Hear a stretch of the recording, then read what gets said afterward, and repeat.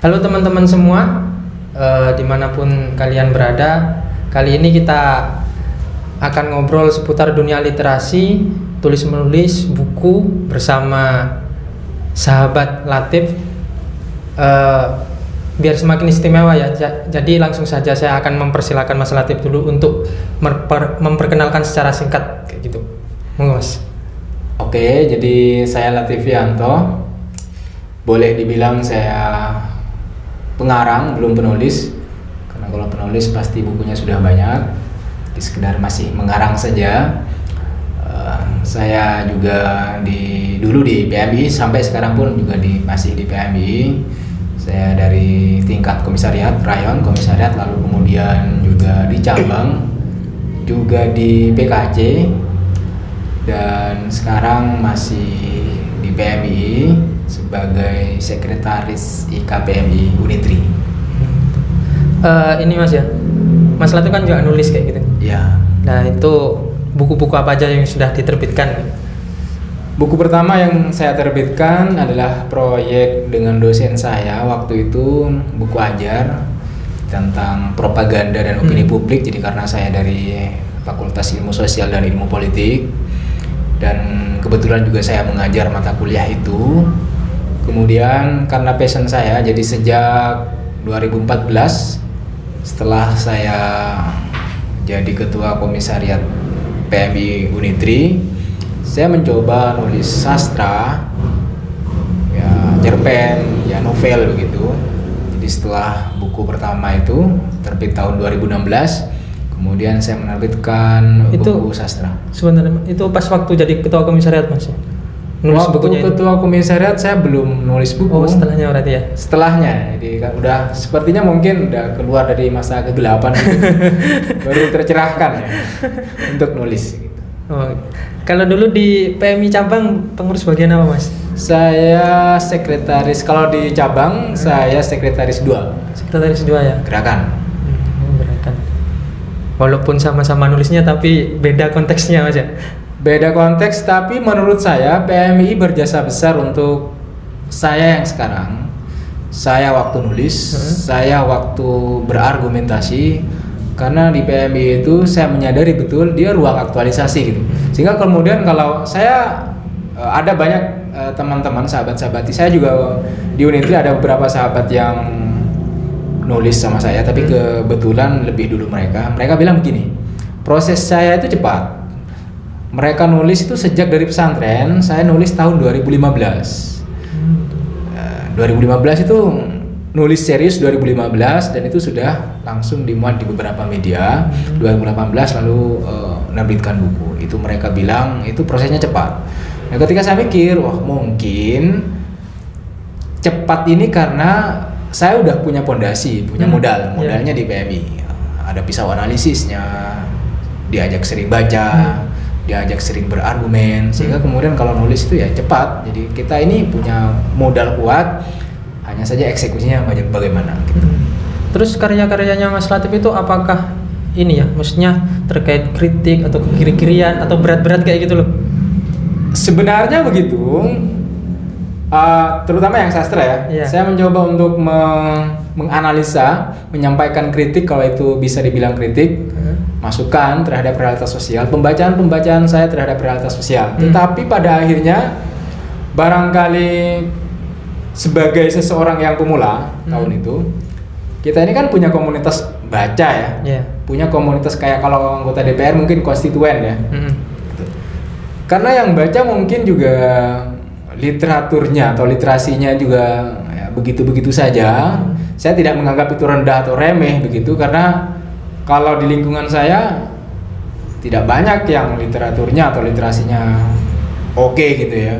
Jadi mungkin mereka baru baca buku saya misalnya begitu. Sehingga kemudian ketika melihat novel-novel saya, karya-karya saya, mereka melihatnya dari sisi dari percintaannya saja.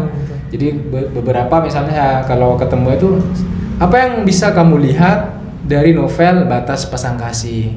Oh, cinta beda keyakinan gitu. Jadi padahal saya berharap ada satu tinjauan yang mereka bisa ambil dari situ. Misalnya realitas sosialnya itu adalah maraknya waktu itu maraknya aborsi ya. Aborsi.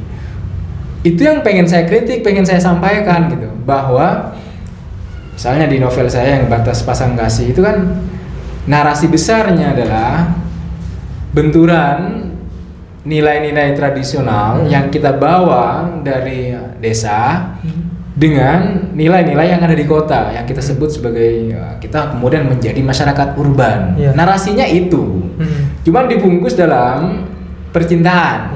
Akhirnya yang kelihatan cuma percintaannya. Karena saya pengalaman bahwa kalau kita membaca hanya sekadar untuk baca, pada akhirnya yang kita lihat kalau misalnya dia novel, kita akan mengikuti alurnya. Jadi alur gimana sih si A ketemu si B dan yang lain. Itu doang gitu. Karena baca untuk baca saja. Apalagi yang baru-baru masih labil gitu ya. Yang kebutuhannya butuh gizi-gizi soal asmara itu susah sekali melihat sesuatu yang kayak gitu. Iya, di loncat-loncat cari peristiwa yang menarik menurutnya kayak gitu ya. Quote-quote yang kira-kira bisa mengokohkan sakit hatinya. Itu sampai sekarang pun masih ada banyak gitu. Nah, berarti kalau yang saya tangkap tadi kata Mas Latif adalah PMI mempunyai peran besar dalam usaha saya untuk menulis kayak gitu ya. Dalam konteks ya mungkin tulisannya itu sendiri nggak sereceh masalah percintaan ya. Masalah berat-berat juga diproduksi di dalam novel tersebut, dan itu untuk memproduksi hal-hal seperti itu kan alat-alatnya hanya di PMI ya mungkin ya kayak gitu. Betul.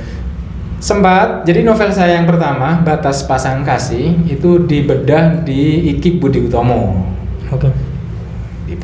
Yang membedah Ibu siapa beliau itu dosen Brawijaya dan IKIP Budi Utomo bahasa Indonesia. Saya lupa namanya.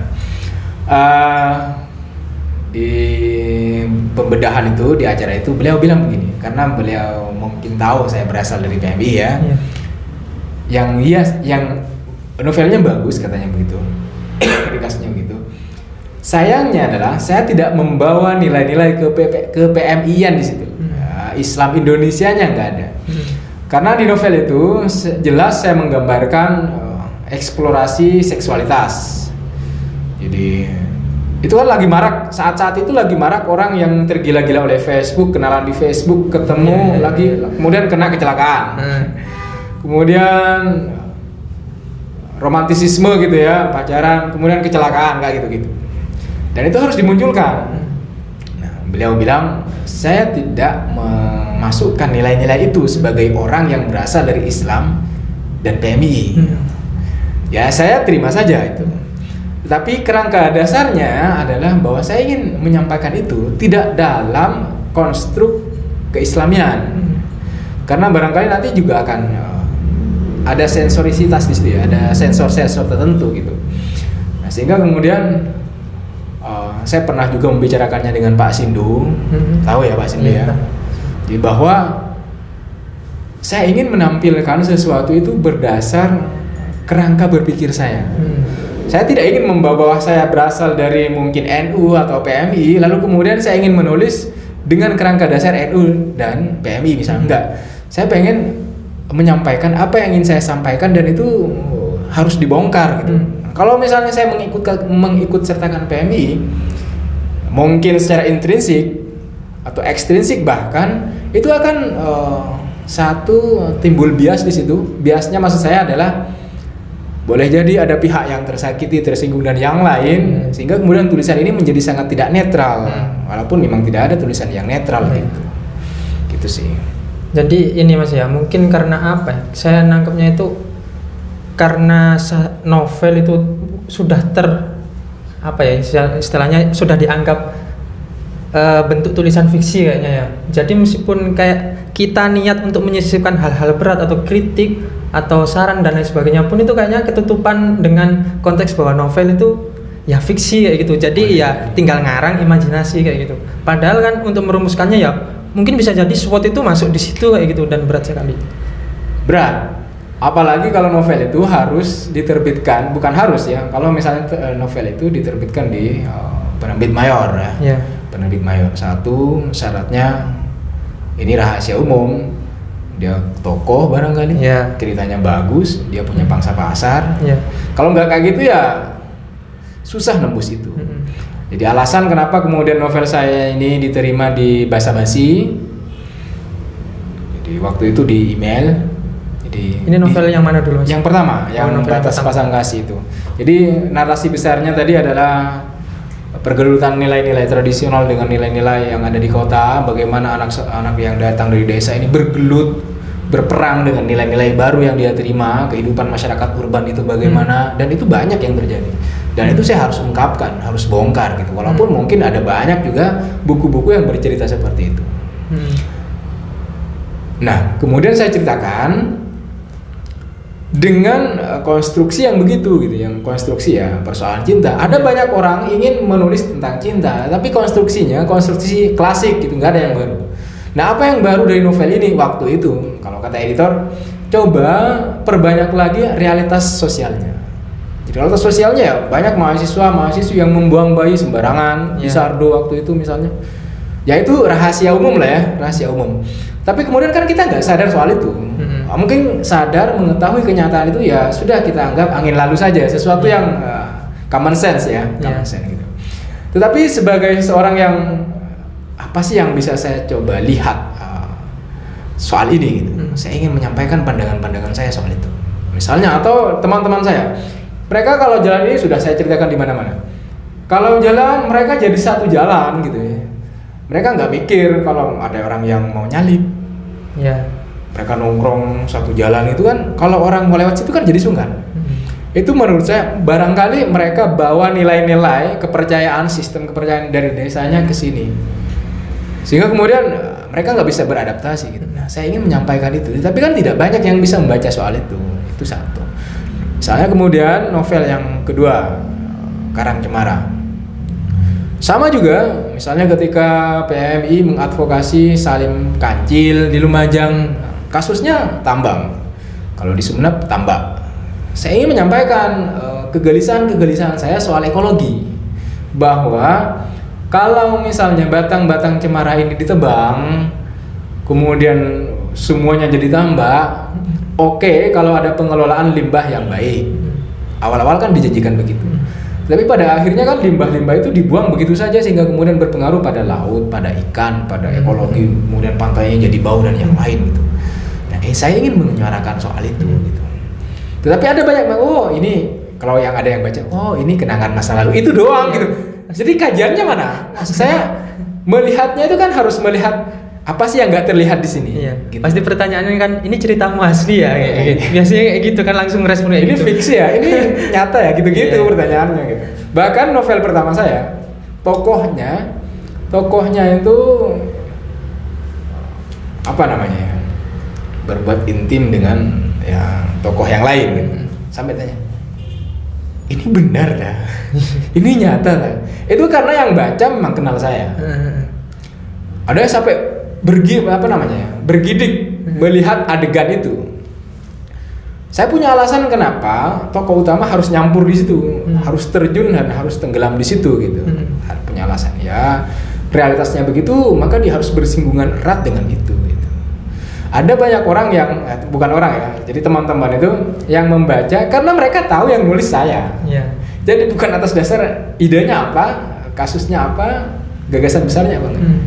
Lalu kemudian mereka kecewa karena isi novelnya nggak sesuai dengan apa yang mereka pandang soal saya. Itu kan ya jangan begitu gitu. Jadi kita kan menyukai sebuah tulisan ya sudah tuh, sukai saja tulisannya, nggak usah mengenal orangnya, karena boleh jadi nanti akan kecewa gitu. Ada banyak yang masih begitu. Dan memang susah untuk menembus komunitas baca masyarakat gitu. Jadi saya menembus komunitas baca masyarakat gitu pertama-tama melalui cerpen-cerpen yang saya coba kirim di Muan. Saya gabung dalam grup sastra Minggu, mulai dikenal. Jadi kata teman saya, kalau kamu mau nulis buku, mau menerbitkan novel, kamu harus memperkenalkan diri dulu di kalangan sastrawan, di kalangan pembaca. Caranya gimana? Kamu harus nulis cerpen, nulis, dikenal baru nerbitkan. Paling tidak itu bisa kamu nembus komunitas itu. Satu, kalau misalnya ide-idenya biasa saja. Istilahnya buat kolam dulu mas. Ada yang jarang sekali nulis, mungkin nggak pernah, lalu kemudian tiba-tiba menjadi pembicaraan hangat, pembicaraan besar, di mana-mana diundang, sama kayak buku yang ngulas soal Gus Dur, siapa namanya itu? Yang jurnalis itu ya, menjerat Gus Dur itu. Boleh jadi ya, iya kayaknya gitu. Topiknya luar biasa memang, gitu. Itu kayaknya non fiksi ya? Non fiksi gitu. Boleh jadi begitu karena topiknya memang sangat sensitif dan seksi untuk dibahas gitu. Tapi saya yakin bahwa untuk menembus pangsa pasar itu susah sekali gitu, apalagi pemula. Dan kita masih mikirin gimana agar kita memproduksi sesuatu dan itu bisa menjadi kajian oleh orang lain. Dan kekurangan kita adalah kita kurang apresiasi terhadap karya orang lain. Jadi kalau misalnya kita lihat teman kita nulis, teman kita bikin channel YouTube, anak-anak PMI. Jadi cuma dilihat thumbnailnya, sudah nggak dilihat lagi. Jadi mereka itu udah antipati gitu loh. Itu kan berarti mencerminkan kurangnya apresiasi kita terhadap karya orang lain. Gitu. Tapi nanti kalau kita nggak nunjukin bahwa kita PMI, malah kita yang dirasani kayak gitu. Kita yang dirasani. Dimintain tolong untuk nge-share nggak mau. Ini kan repot ya itu. Ini Mas, kan mulai runtutan dari awal sampai di PMI itu kan dari komisariat, terus masuk ke cabang juga bidang 2 kayak gitu. Nah itu kan apa ya istilahnya, ada pertanyaan dari mana nulisnya itu Mas, belajar nulisnya, apalagi yang diproduksi awal-awal itu malah sastra-sastra, cerpen dan sebagainya itu. Saya SMP nulis puisi untuk mengkritik seorang guru yang kalau saya nggak pakai kaos kaki, kuku panjang, nggak rapi, saya dicubit. Banyak kasus-kasus begitu. Saya ingin menyampaikan saja isi pikiran saya, tapi melalui puisi. Judulnya Terlalu Pagi. Itu masih SMP tuh? SMP. Emang niat untuk mengkritik gitu berarti? Iya. Itu dorongannya dari mana itu Mas? Iya karena saya bukan jengkel ya. Maksud saya, mungkin bukan hanya itu, saya udah lupa kasusnya. Ada banyak kejadian-kejadian di sekolah itu yang menurut kita itu kayak berlebihan gitu. Berlebihan menghukumnya gitu-gitu. Iya. Saya bahkan mengkritik. Waktu itu disuruh ngapalin 5 butir Pancasila dan banyak lagi yang lain gitu. Apa sih manfaatnya? Kan lebih baik memahami daripada menghafalkan. Kalau hafal, semua orang di dunia hafal lalu kemudian mereka bunuh semua, ya selesai. gitu. Jadi saya coba itu ya, kritik. Dan itu diingat-ingat sama guru saya itu. Sekarang almarhum guru saya itu, guru bahasa Indonesia. Kemudian itu SMP, SMA saya nulis cerpen. Tapi nggak begitu banyak. 1 aja. Puisi 1, kemudian cerpen 1, opini 1. Kemudian kuliah. Kuliah itu yang dulu kuliah saya mungkin ikut PKD atau sepertinya di PKD. Iya. Di PKD itu ada pemateri luar biasa yang sampai sekarang masih melekat di kepala saya, dan itu semacam menjadi dorongan kayak brainstorming, saya harus begini nih gitu. Yeah. Namanya Irwan kalau nggak salah, beliau dari Unisma kalau nggak keliru ya. Yeah. Udah dulu sekali waktu ikut PKD sekitar 2010 atau 2011. Lama. Dia ngomong, saya nggak tahu dia ngomong apa ya, tapi keren. Dia ngomong suprastruktur, relasi kekuasaan, dia ngomong alat ekonomi, relasi produksi dan yang lain. Yang paling saya ingat itu adalah struktur suprastruktur. Dan ketika dia menyampaikan, energik banget gitu. Ini orang keren sekali. Dari sana saya terinspirasi, ini orang kok bisa ngomong begitu, itu apa? Kenapa? Gitu. Dia nyebut sedikit soal marxis gitu. Saya teringat, saya cobalah datang ke Togamas beli buku soal marxis gitu. Terinfluence gitu.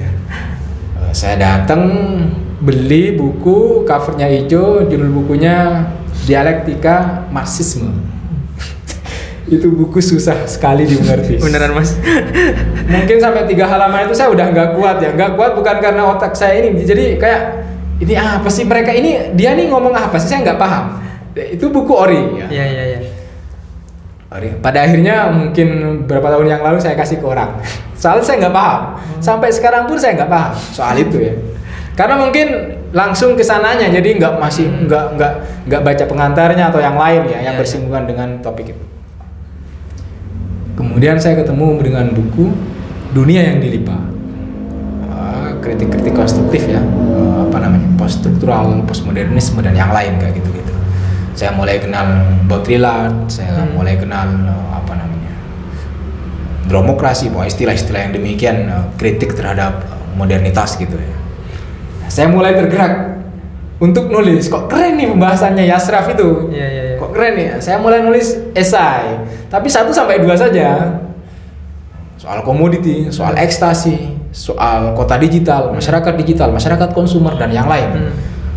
Masyarakat internet, gaya hidup internet, kutub inersia, istilah-istilah yang menurut saya keren. Saya mikir, wah ini mungkin jadi salah satu jalan menjadi seperti Mas Irwan tadi gitu. Akhirnya saya nulis itu. Kemudian saya mulai setelah nulis esai-esai begitu, tidak banyak, mungkin 1-2. Saya simpan di laptop. Saya mulai mencurahkan isi hati saya, gagasan-gagasan saya dalam bentuk cerita. Ceritanya nggak terstruktur. Dulu saya SMA, mungkin ini juga yang mengkonstruk pikiran saya. Saya selalu mengkonsumsi majalah-majalah yang diproduksi oleh pesantren Anokoya.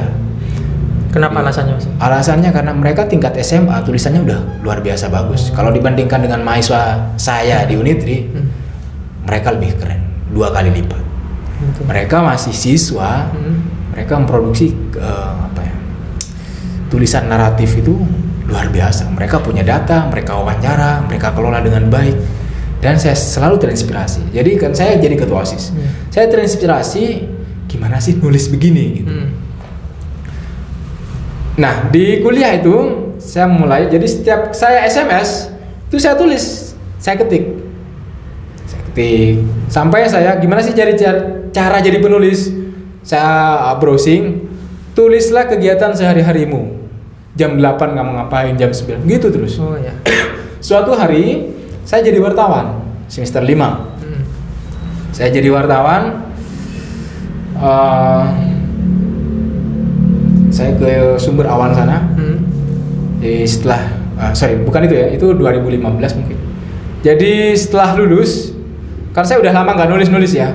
Setelah lulus 2014 itu, setelah lulus dan masih jadi ketua komisariat, saya baca bukunya Yasraf Amirbil yang itu. Ada yang nanya, "Kak, ngapain? Kan udah lulus kok masih baca buku?" Ini pertanyaan macam apa kan gitu ya? Iya. Gitu. Padahal bukan buku LKS yang dibaca ya? Iya. Jadi waktu itu saya kepikiran gini loh. Saya lulus 3,5. Iya. Pengennya lulus 4 tahun. Kayaknya kurang lama nih 3,5. Kok bisa memikirkan kayak gitu, Mas? Iya, soalnya kan saya masih sadar betul saat itu, mungkin saya masih waras ya. Jadi kayak, masa sih udah mau lulus wong bacanya masih dikit gitu-gitu.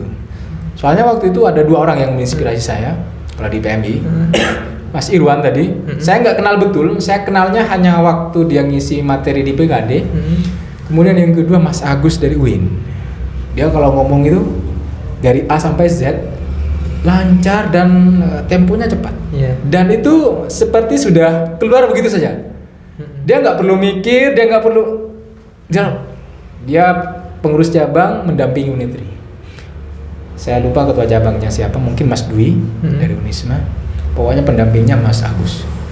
Yang sekali waktu ngomong dan dia lancar banget ngomongnya.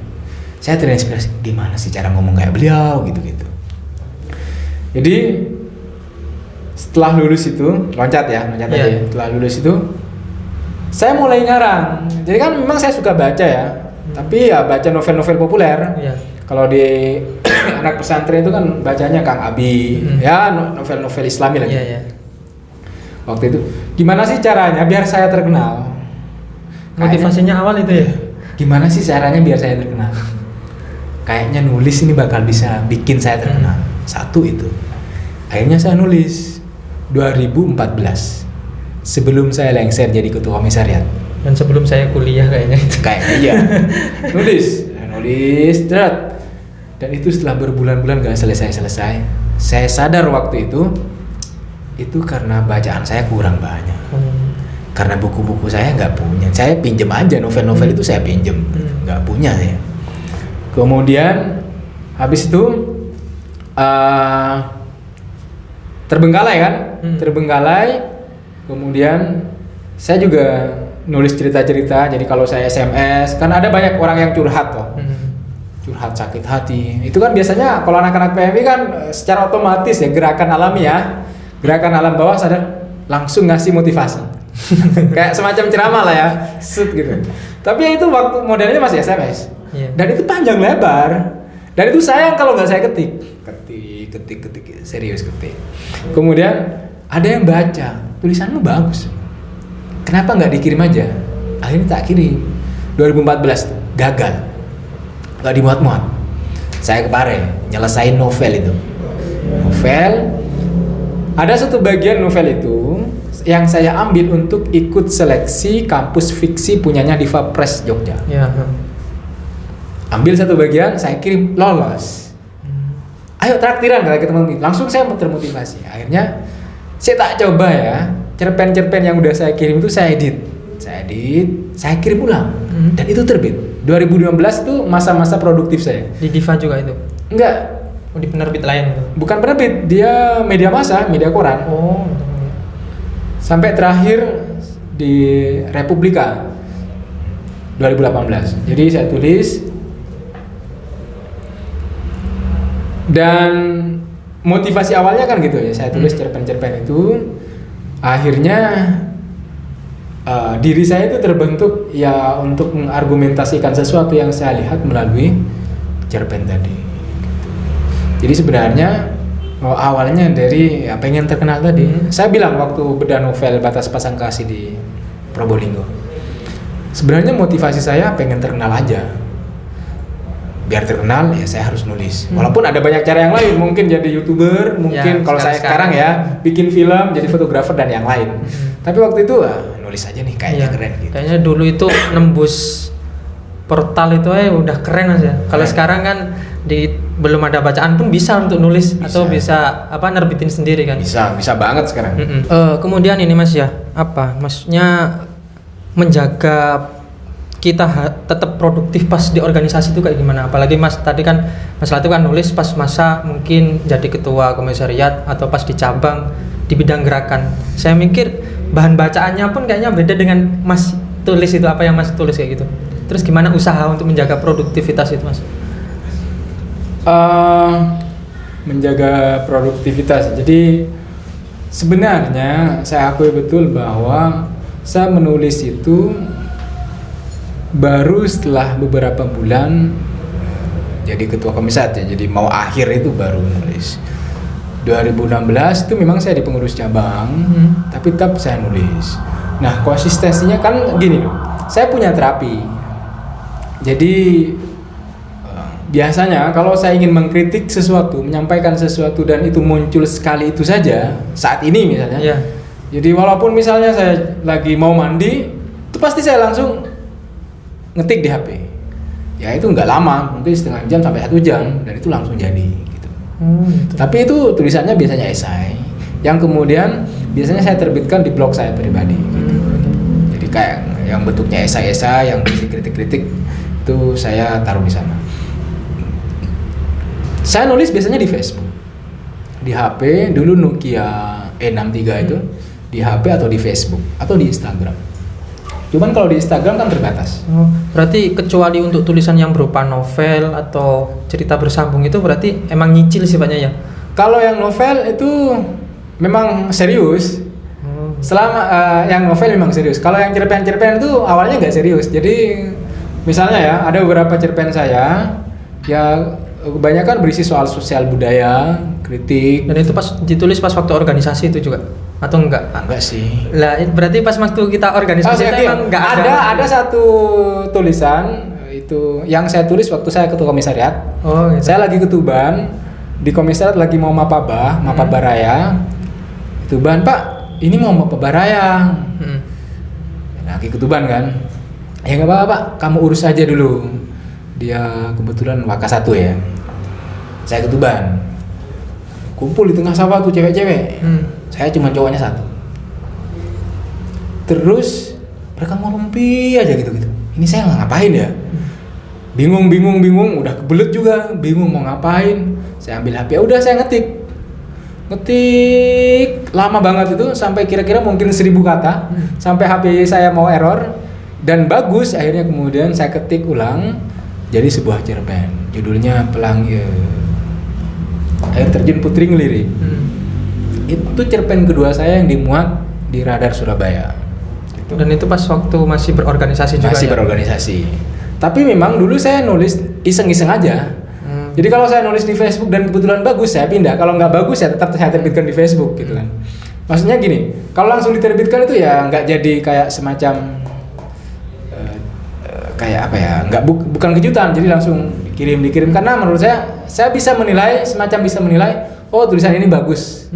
Jadi eman kalau misalnya hanya diterbitkan di Facebook.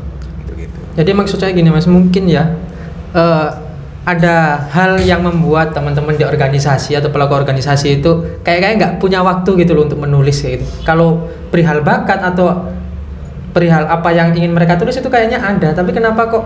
Makanya saya tanya tadi, apakah pas waktu Mas Latif di organisasi itu nggak ada tulisan yang terbit atau apa kayak gitu? Gimana menurut Mas? Selama di organisasi saya ikut lomba, nulis, juga ngajar. Oh gitu. Jadi kalau masih ketua komisariat, ya saya nulis cerpen itu 2014, 2015. Kemudian di cabang, saya produktif, tahun-tahun produktif saya 2015, 2016, 2017, 2018. Tahun-tahun produktif ini. Produktif dalam artian tidak seproduktif, saya bukan orang yang produktif. Saya kalau nulis 5-5-nya harus dimuat di media. Jadi misalnya saya ada teman-teman yang nulis 100 gitu, yang dimuat hanya beberapa misalnya gitu. Jadi saya misalnya dalam setahun saya nulis 8 aja, tapi dimuat di media gitu. Nah, kadang-kadang mungkin kita punya kemauan, bukan malas gitu ya. Iya. Setiap orang mungkin punya waktu yang berbeda-beda untuk nulis. Kalau saya nulis, ini kan bisa nanti diperbandingkan lah. Kalau saya nulis saya itu bisa terinspirasi dari ketika bikin caption. Jadi kalau saya bikin caption, saya nggak mau bikin caption yang kaleng-kaleng, saya mikir serius. Kalau bagus saya jadikan novel, atau jadikan cerpen, atau tulisan esai. Kalau jelek ya sudah, saya langsung posting kayak gitu. Jadi pasti panjang. Saya biasanya terapi nulis di Facebook. Misalnya ngopi, saya sering ngopi sama anak-anak PMI, lagi ngomongin apa gitu-gitu. Cuman biasanya tokoh-tokohnya saya ganti, jadi kayak buah-buahan. Pada akhirnya mereka nggak ngeh kalau itu cerita mereka, kalau itu pemikiran mereka. Jadi kita misalnya berdebat, kemudian kok keren nih, bisanya saya tulis. Dan itu saya jadikan terapi. Kenapa kita perlu terapi? Ya biar konsisten tadi ya, biar maksud saya kita nggak jemu-jemu untuk terus menulis gitu. Ini Mas ya, ada premis bahwa tingkat literasi baca dan tulis di Indonesia itu rendah. Tapi saya mikir di sisi lain, hampir setiap hari kita itu pegang gadget, kita nulis dan kita membaca gitu. Minimal membaca pesan WA dan menulis pesan WA, membaca caption dan menulis caption. Lah kira-kira masalahnya di mana Mas itu? Kenapa kok untuk lari ke buku itu kira ogah? Apa memang mungkin kita dari kalangan penulis ini yang jangan-jangan gagal untuk ngasih apa ya istilahnya konsumsi yang menarik buat mereka gitu? Oke, kita ke premis yang pertama soal minat baca. Iya. Nanti kita yang kedua soal bagaimana kita lebih cenderung untuk membaca tulisan-tulisan di gadget. Oh iya. Yang pertama soal minat baca. Sebenarnya ini kontradiktif ya, jadi sama kontroversial lah ya. Iya. Memang ada yang mengatakan minat baca masyarakat Indonesia ada di urutan ke 60 atau 63 dari sekian negara ya. Nomor 4 kalau nggak salah, dari bawah tapi. Nomor 4 dari bawah ya. Satu mungkin didasarkan dengan data bahwa daya baca kita itu 0,001 atau 0. Nggak terhitung.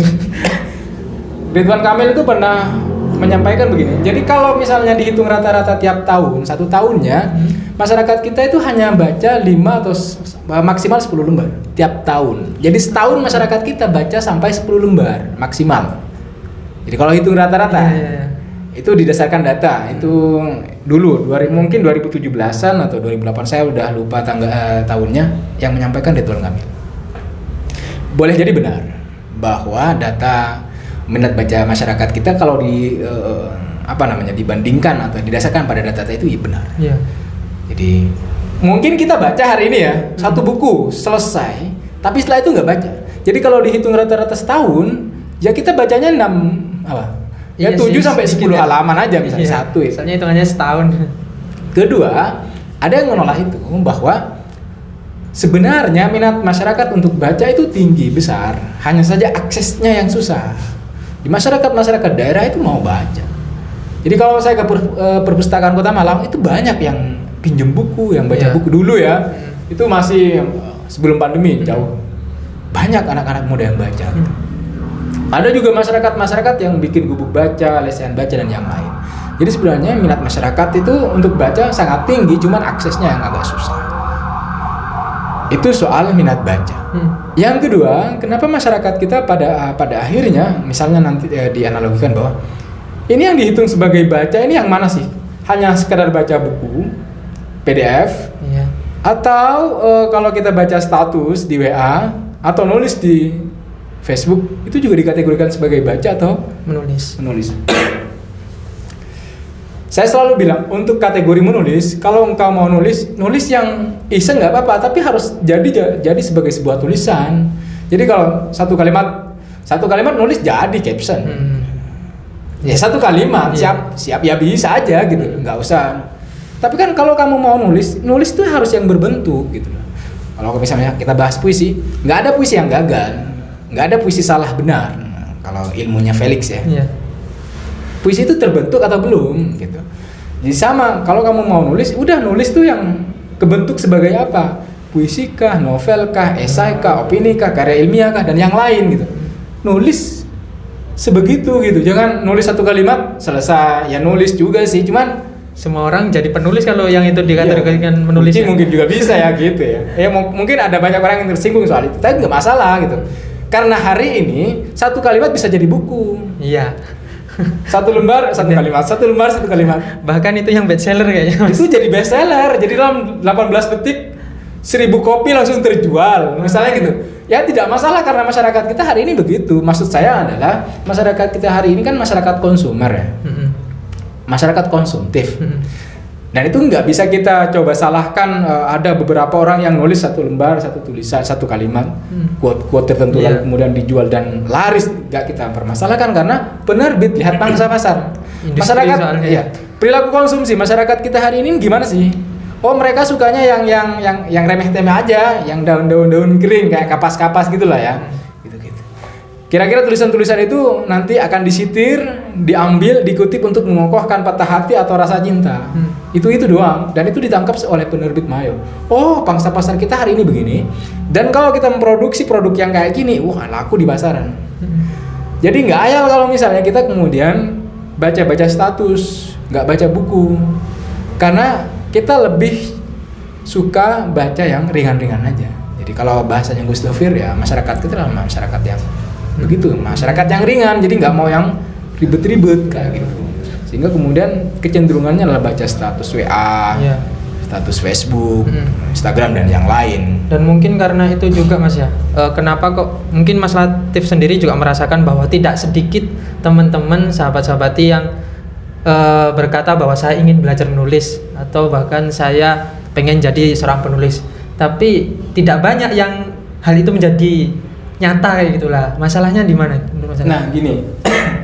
Keinginan itu pasti. Ya. Keinginan itu pasti banyak gitu. Cuma masalahnya seperti yang saya bilang sebelumnya ya, di luar forum ini. Menulis itu bukan persoalan di ruang mana kalian menulis. Jadi bukan persoalan sejauh mana kalian mau nulis gitu. Misalnya udah pengen jadi sastrawan, gabung dengan sastrawan enggak jadi. Mau jadi penulis, gabung dengan penulis ya nggak jadi penulis, hanya sekedar gabung, ngomentarin mengkritik ya nggak jadi. Kritik juga pakai oral. Kalau engkau mau mengkritik tulisan saya, bikinlah buku soal kritikan buku saya. Nah, jadi penulis engkau, gitu kan? Sekarang kan masalahnya beda. Dia mengkritik saya dengan lisan, dengan oral. Ya omong doang gitu. Jadi ya apa sih kamu nih? Kalau kamu mau mengkritik buku saya, ya telurkan buku juga. Kalau kamu bikin, misalnya kan benar ya. Kalau kamu mengkritik omongan saya di podcast ini, ya kamu bikin podcast juga, hadir di sini, omongin soal itu, perdebatan itu namanya. Jadi bukan di luar forum ngomong, wah apa tuh? Jatuhnya nyinyir ya. Ada kan nyinyir. Jadi harus segentle itu menurut saya. Nah, soal menulis, saya kira itu bekerja di ruang kerja masing-masing. Saya nulis, ada nggak sumbangsi PMI di situ? Kalau secara kerja kreatif, teknik nggak ada. Tapi kalau kerangka dasar, modal ada, modal pengetahuan ada, modal kritis, pisau analisa ada. Teknik nggak ada. Saya belajar otodidak, serius. Tidak. Saya lihat cerpen-cerpen yang dimuat di koran, novel-novel. Susunannya gimana. Hingga kemudian saya sampai pada sebuah kesimpulan, orang baca itu ada dua. Ada orang yang baca untuk membaca. Hingga kemudian yang dikejar kenikmatan membaca. Ada orang yang membaca untuk menulis. Saya melalui tahap pertama. Membaca untuk baca, untuk menikmati baca aja. Kemudian setelah saya nulis, saya kepikiran, gimana sih orang ini nulis paragraf ini, memulai kalimatnya, memulai konfliknya. Itu kan berarti membaca untuk nulis. Saya pelajari kalimatnya, konstruksi plotnya gimana, konstruksi endingnya gimana. Dia gimana sih bikin, misalnya kayak Laksmi Wijaya. Laut adalah ibu. Dalam dan menunggu. Dan sebagai sebuah kalimat pembuka dari sebuah novel yang keren, itu bagus sekali. Dan seharusnya saya bisa menelurkan kalimat semacam itu. Tetapi itu sayangnya keluar setelah saya membaca itu. Kan simpel. Laut adalah ibu. Nah, di Pulau Burung, laut adalah ibu, dalam dan menunggu. Dan itu sangat nancep. Dan itu yang dikatakan oleh Agus Nur. Untuk membuka sebuah tulisan, bikinlah, mungkin kalau nggak quote, sebuah kalimat yang kira-kira menendang gitu. Jadi kalau misalnya kita ikut kelas, bikin kalimat yang menendang di awal gitu. Nah, saya belajar soal itu bukan dari kelas menulis. Saya belajar otodidak, saya baca gitu. Jadi gitu. Jadi kira-kira seperti itu ya teman-teman. Kenapa kok kita atau mungkin dari teman-teman yang sedang nonton sekarang merasa bahwa saya hanya punya keinginan untuk menulis kayak gitu atau membaca kayak gitu. Tapi kenapa kok sampai sekarang ini nggak jadi-jadi, nggak ada bentuknya?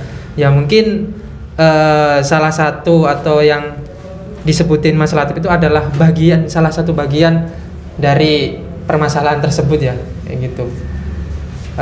Untuk selanjutnya mungkin kita akan ketemu lagi di podcast atau obrolan dengan tema yang lain dan tentunya bakal menarik bersama narasumber atau pembicara-pembicara dari PMII. Sekian dan terima kasih, kurang lebihnya mohon maaf. Oke.